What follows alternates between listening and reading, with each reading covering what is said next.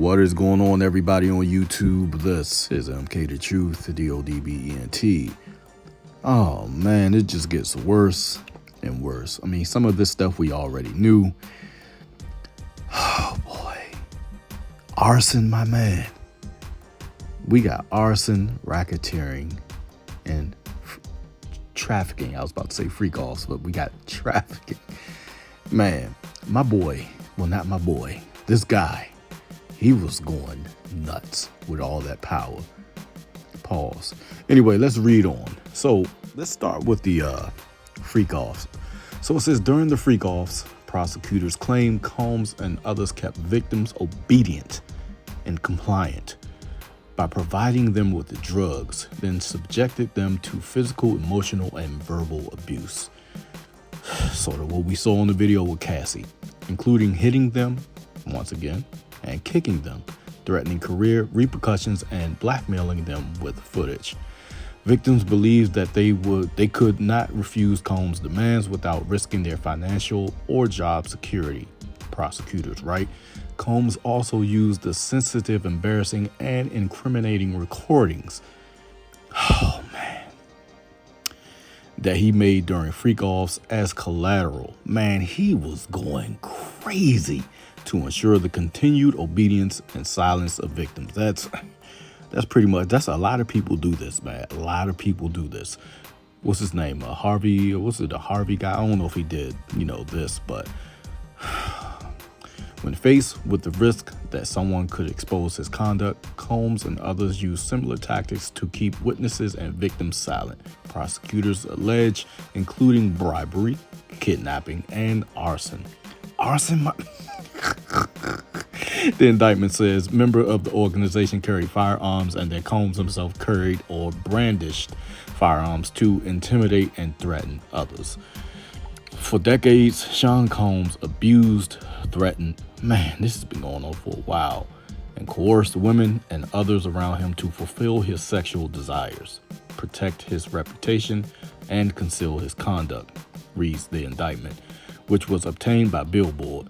To do so, Combs relied on the employees' resources and the influence of his multifaceted business empire that he led and controlled. So I'm also hearing that this was like a business, like this whole trafficking and everything. This was like a business. It was called the Combs business. God.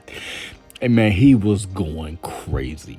Anyway, if convicted of the charges, Combs is facing a minimum sentence of 15 years in prison and a maximum of life behind bars. This is crazy, man.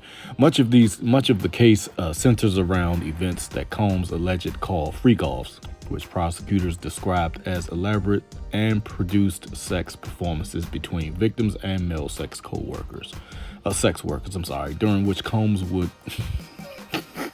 masturbate. Hey man, this is a wild boy.